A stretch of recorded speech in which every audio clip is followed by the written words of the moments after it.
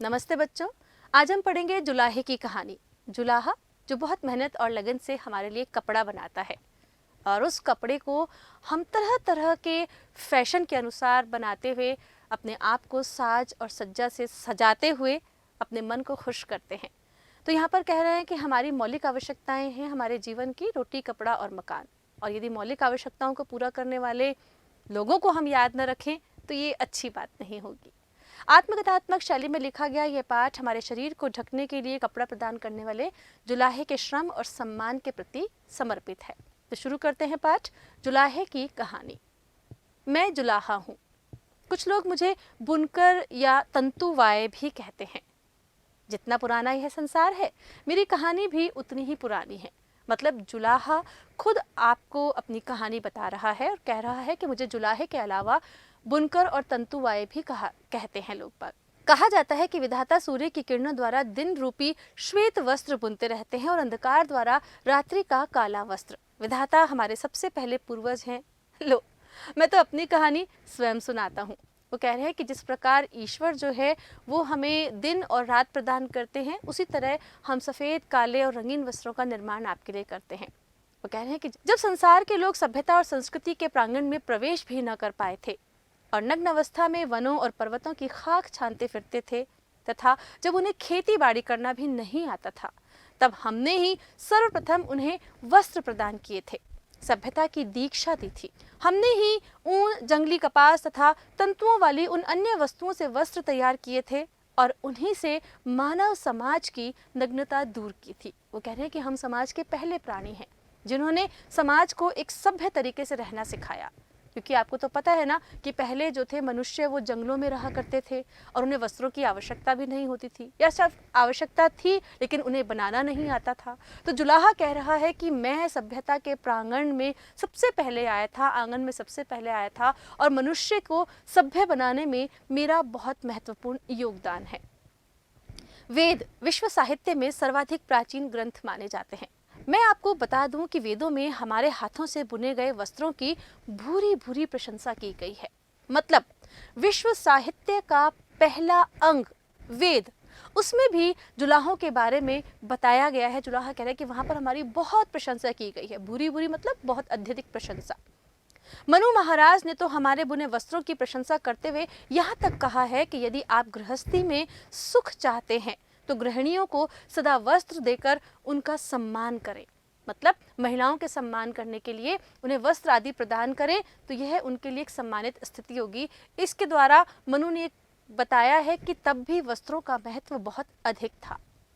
बंधुओं, हम जुलाहों का उल्लेख तो रामायण, महाभारत आदि प्राचीन ग्रंथों में भी मिलता है। अतः हमारा इतिहास अत्यंत पुराना है। यहाँ पर कह रहे हैं कि हमारा इतिहास बहुत पुराना है, क्योंकि केवल वेदों में ही नहीं, मनुस्मृति में भी, रामायण में भी, महाभारत में भी, जितना हमारा प्राचीन साहित्य उन सब में हम जुलाहों का उल्लेख मिलता है। इसलिए हम बहुत प्राचीन इतिहास काल से आप लोगों के साथ जुड़े हुए हैं। अब आपके मन में यह प्रश्न उठ रहा होगा कि हमने वस्त्र बुनना सीखा किससे? यह प्रश्न बड़ा पेचीदा है। वो कह रहे हैं कि अब जब हम सबसे पहले वस्त्र को पहनाने वाले बने, वस्त्र आपके सामने लाने वाले बने, तो ये प्रश्न तो अपने आप मन में आता ही है कि वस्त्र बुनना हमने किससे सीखा, कैसे सीखा, कैसे ये सारी चीज़ें हमारे सामने आई। बड़ा पेचीदा प्रश्न है, बड़ा कठिन प्रश्न है ये। प्रकृति में बहुत से ऐसे प्राणी हैं जो निरंतर बुनने की क्रिया करते रहते हैं। आपने मकड़ी का जाला तो देखा ही होगा। वह जाला बुनती है। जाला बुनने का उसका प्रयोजन अपने शिकार जैसे मक्खी, मच्छर आदि को फंसाना होता है। भले ही इसका उद्देश्य कुछ भी रहा हो, पर हमें बुनने की प्रेरणा उससे अवश्य मिली होगी।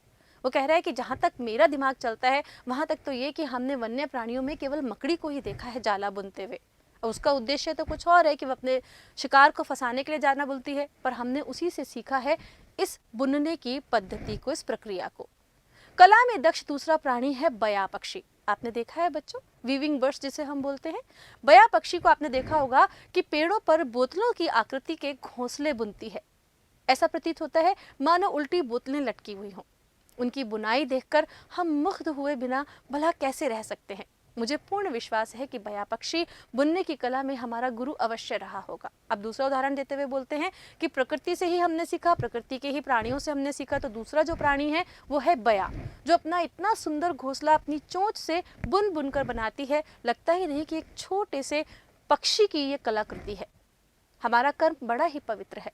हम दूसरों के तन को ढक कर उनकी लाज बचाते हैं, उनकी सर्दी गर्मी की मार से उन्हें सर्दी गर्मी की मार से बचाते हैं तथा उनके शरीर के सौंदर्य में भी चार चांद लगाते हैं। हम परिश्रम और ईमानदारी से अपनी आजीविका कमाते हैं। क्या कह रहे हैं कि हम लोग बहुत पवित्र कार्य करते हैं।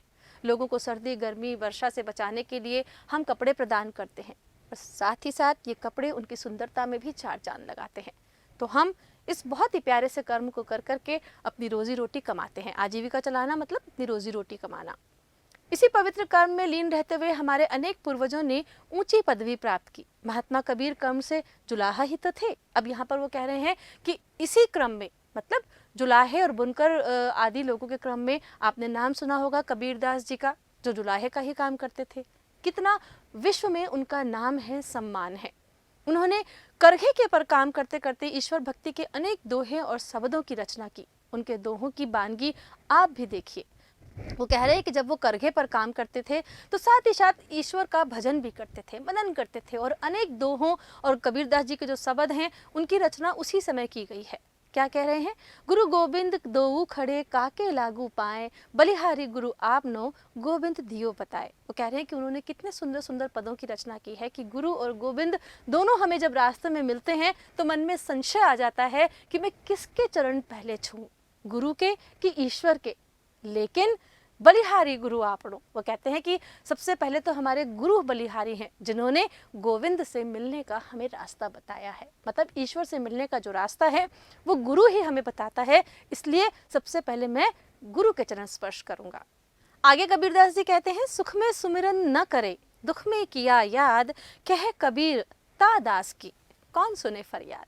मतलब जो लोग सुख में तो ईश्वर को याद करते नहीं हैं और दुख में उनके आगे फरियाद करते रहते हैं, तो ऐसे दास की कौन फरियाद सुनेगा, जो वक्त आने पर याद करते हैं। ऐसे ऐसे दोहे उन्होंने हमें दिए हैं जिसमें जीवन के नैतिक मूल्यों को, सच्चाइयों को बताया गया है। आगे क्या कह रहे हैं एक शब्द के रूप में, काहे ही नलिनी तू कुमलानी, तेरी ही नाल सरोवर पानी। नलिनी मतलब कमल के एक फूल को यहाँ पर कहा गया है नलिनी। वो कह रहे हैं कि तू क्यों कुमलाई, तेरे पास तो पूरा सरोवर पानी का भरा हुआ है, तेरी जो नाल है, तेरी जो शक्ति है जीवन जीने की, जीवनदायिनी शक्ति है, वो पानी के अंदर ही है। फिर तू क्यों कुमला रही है, फिर तू क्यों उदास और परेशान सी दिखाई दे रही है। जल में उत्पत्ति जल में वास, जल में नलिनी तोर निवास। कि जब तू ईश्वर के साथ है, यहाँ पर जल मतलब ईश्वर के समीप रहने की बात कह रहे हैं कि जब ईश्वर का साथ है तेरे पास, ईश्वर के साथ ही तू निवास करती है, तेरी उत्पत्ति जहाँ होती है वहीं पर तू सारी जिंदगी निवास करती है, फिर उदास होने का क्या मतलब है। मतलब ईश्वर का अगर साथ हमारे पास है तो हमें कभी भी चिंता रहित, कभी भी हमें चिंता से युक्त नहीं होना चाहिए, क्योंकि ईश्वर हमारी सारी चिंताएं हर लेता है। हमारे पूर्वज कबीर का व्यक्तित्व कितना ऊंचा था, वे कितने निर्भीक थे, कितने सच्चे ईश्वर भक्त थे। वे तो कपड़ा बुनने के साथ साथ आध्यात्मिक उन्नति में भी लगे रहे। कितना विशाल व्यक्तित्व था कबीरदास जी का, ये बताने का प्रयास किया है यहाँ पर जुलाहे ने। उन्होंने कहा कि वो केवल अपना शारीरिक श्रम ही नहीं करते थे, बल्कि मन से भी आध्यात्मिक श्रम करते थे और ईश्वर से मिलने की आकांक्षा लिए हुए अपने सभी कर्मों को पूरा करते थे। हम सूती, ऊनी और रेशमी वस्त्र बुनकर न जाने कितनी सदियों से आप लोगों का उपकार कर रहे हैं। भारत में अंग्रेजों के आगमन से पूर्व हमारा व्यवसाय पूर्ण यौवन पर था। हमारे बुने वस्त्र देश विदेश में सभी जगह प्रशंसा पाते थे। ढाका के मलमल के बारे में तो आपने सुना ही होगा कि उसका एक थान अंगूठी के बीच में से निकल जाता था।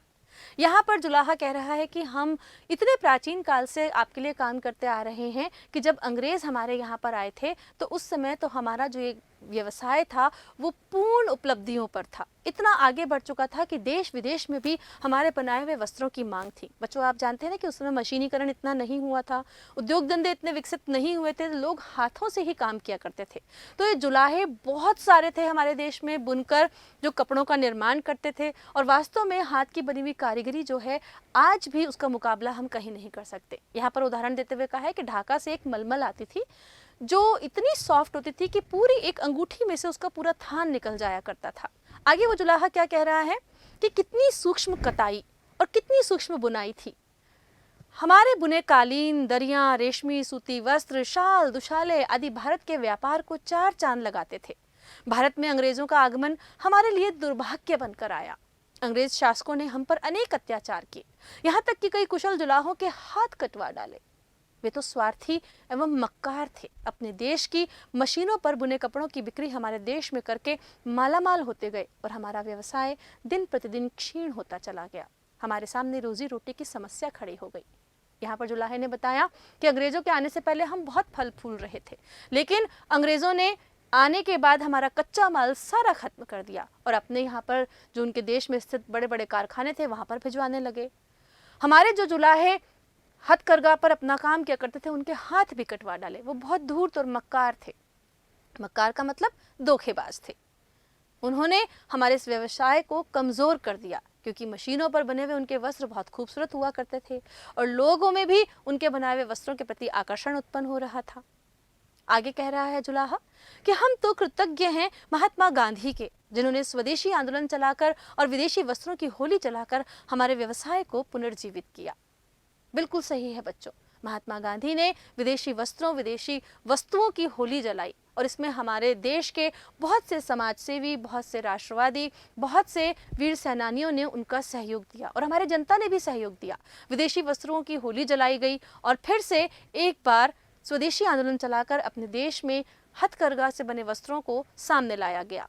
उन्होंने खादी का प्रचार करके जन जन के मन में हमारे लिए श्रद्धा का भाव जागृत किया। एक बार पुनः हमें काम मिलने लगा। उन्होंने भारत को तो अंग्रेजों की दास्ता से मुक्त कराया ही साथ हमारे व्यवसाय को भी उनके कब्जे से छुड़ाया। हमारे बुने हुए वस्त्रों ने अंततः भारत माँ की लाज बचाई। आज विज्ञान का युग है। इस युग में मशीनी वस्त्र धड़ाधड़ बुने जा रहे हैं, परंतु मशीनी वस्त्र बुनने की कला भी हमारे मस्तिष्क की ही उपज है। वो कह रहे हैं कि वास्तव में देखा जाए तो जो मशीनी वस्त्र हम बना रहे हैं वो भी हम जुलाहों के ही दिमाग की उपज है, क्योंकि अगर हम हाथ से काम करते थे तो उसका उत्पादन कम होता था। इसलिए हमारे औजार ही तो हैं जो मशीनों के पुर्जे बनकर बिजली की शक्ति द्वारा तेजी से चलने लगे हैं। यद्यपि इससे हमारे व्यवसाय को कुछ हानि अवश्य पहुंची है, फिर भी खादी का बहुत मान सम्मान है। आज के युग में तो खादी नई पीढ़ी का फैशन बन गई है। खादी नित नए रूप रंग में आपके सामने है।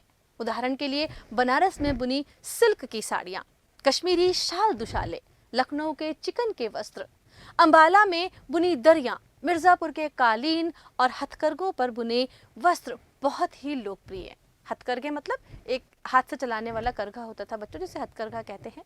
समय निकालकर आप कभी हमारे करघे को देखने आइए, हमें करघों पर काम करते देखिए, तभी आप हमें सही रूप से पहचान पाएंगे। आगे वो करघे की शान में इज्जत में कुछ कह रहे हैं। सीधा साधा चरखा मेरा, सीधा साधा जीवन, मेरे बुने हुए कपड़ों से ढके आपका तन।